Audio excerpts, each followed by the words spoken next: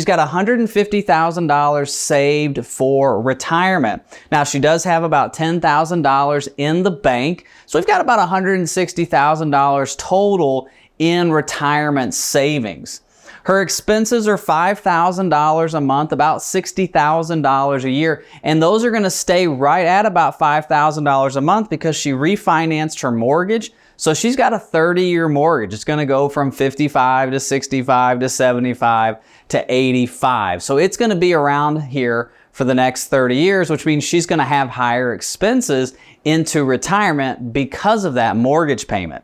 Now, her income is $180,000 a year. And this is what we're really going to focus on for Jessica because she has a high income for a single individual. Now, both her kids are grown at this point. So the reason she hasn't had a lot of savings, she's been through a divorce, she's put kids through college. So now that her kids are gone, we're really going to hammer into her budget and say, okay, Jessica, how much can you save right now so that you can get to retirement? We're going to look at that because life's going to throw us a lot of curveballs, but we need to sit back and see if we can hit those to right field. All right, so here we go. Social Security at 67 is $3,000 a month. She's been a higher earner for most of her career, so full retirement age Social Security is going to be $3,000 a month. Now, she was born after the year 1960, which means her full retirement age is 67, which means she'll get 100% of her Social Security benefit at 67. Now,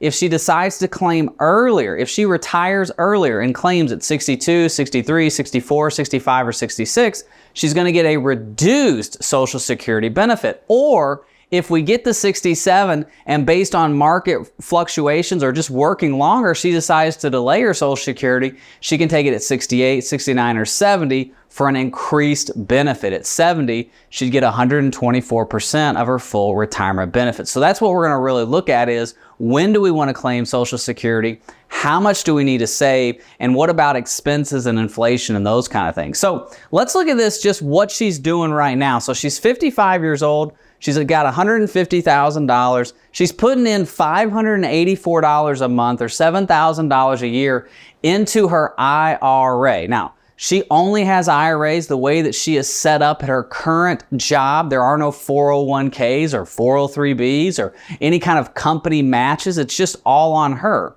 So she's putting $584 a month into her IRA. Now, $7,000 a year in retirement savings is not going to be enough to get her to retirement. So we had to look at her budget. We went through an advanced expense plan, and I said, okay, Jessica, now that the kids are gone and you don't have the college expenses anymore because her kids just graduated, how much can you save per month? And when we went through the advanced expense plan within the Your Financial EKG software, we noticed she had about a $6,400 cushion now that the final child is gone off from college. So I said, okay, how much of this $6,400 do you want to invest on a monthly basis? And she said, I want to get as much as I possibly can into savings for retirement. I said, how about $5,000? Let's do $60,000 a year. Let's take the other $1,400 and continue to use that for living, right? Because she's got $180,000 or $15,000 in gross income. After taxes and after we start doing the deductions, we're going to have about $1,400 in cushion. Now, obviously, she can change that $5,000 at any time, but we're just going to use this as a starting point because, again, life can throw us curveballs. We might need to adjust. So we're going to put $5,000 a month, if you can see that, $5,000 a month into her freedom fund. And what do I mean by freedom fund? Basically, all I mean is taking money and putting it into a taxable brokerage account. Not an IRA, not a SEP IRA, not a Roth IRA. Even though those are great retirement investing vehicles, I want to put this into a taxable brokerage account. And I call it a freedom fund. And the reason we call it a freedom fund is it gives you the freedom to retire whenever you want. You might want to retire at 55 years old, but all your money's in a 401k or an IRA. And in order to take money out of your 401k or IRA under the age of 59 and a half, you have to use the rule of 55 or a 72T. And you might not want to use either of those rules. Your 401k company might not allow that, or you might not want to do a 72T on your IRAs. So how do you retire early? With a freedom fund. So what we're going to do is we're going to put the money into a freedom fund, a taxable brokerage account, and all we're going to do is take that money and position it towards the market. You see, investing is really simple. It's not about picking specific stocks and getting in and out of sectors and watching Fast Money on CNBC and making all these trades. It's about positioning your money based on your time horizon, your risk tolerance. So for her, we know we've got about 10 plus years of work. So we need to position her retirement assets for growth. We need to put those in low cost, indexed ETFs and position those for the best growth that we possibly can. As she gets closer to retirement, we're going to shift those assets still within low-cost indexed ETFs. We're going to shift them more towards conservative. And so it's not about trying to say, I'm going to buy this stock, buy that stock, short this stock, short that stock. It's about positioning of retirement assets. So from 55 to 65, if we put in $60,000 a year plus our $584 that we've continuing to do into our IRA, at the end of 10 years, earning 6% on our investments, meaning the money going into the market is earning 6% a year, we're going to have $1.2 million in retirement savings at 65. That's a big jump. Look at this, from 150 to 1.2 million. Now we are earning 6%. And the reason I use 6%, that's a pretty conservative number. The stock market's averaged about 12% the last 10 years. It's averaged 10% the last 50 years. And if you add in inflation, it's averaged about 8%. So we're going to go 2% behind in the inflation market and say we're going to earn 6% a year. Hey, if we earn 8, 10, or 12, this number is going to be a lot better, but I don't want to project that, right? That's crazy. Let's project a little bit more conservative. So at 65, we're going to have $1.2 million. That's a huge gain. Remember, it's compound interest. It's consistently investing, saving, contributing, and investing. It's consistency. You don't get anywhere in life unless you're consistent. And compound interest is God's greatest gift outside of Jesus. And so we want to use God's greatest gift outside of Jesus to our advantage. So $1.2 million in retirement savings. Now, once we get to 65, our expenses have inflated to $6,870. So now we've got to start using this money, this $1.2 million, and we got to take this out per month. $6,870 to live off of. Remember, we have a mortgage payment in there, and we also have other expenses that are inflating at 3%. The mortgage is not inflating, but the other expenses are. We're going to get 6% in the market, and 3% is our inflation, okay?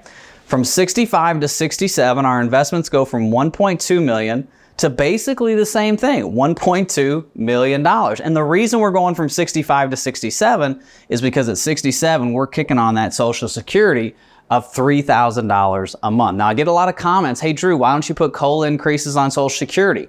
I don't like to do it on the board. I don't like to put COLA increases until we are actually claiming Social Security benefits. It's just me being conservative. Again, I'm always going to be more conservative in my planning because I don't want to get to retirement with a client and be surprised. So we'd rather be conservative. So we've got $1.2 million at 67. We need $7,289 per month in retirement income. Our Social Security is $3,000 a month, which means $4,289 is what we have to pull out of our retirement investment. So we're basically using a retirement income strategy to pull out $4,289 per month. What that looks like is different per individual. As we're getting older in Jessica's life, we're probably transitioning the money. Again, we're transitioning it from growth to more conservative.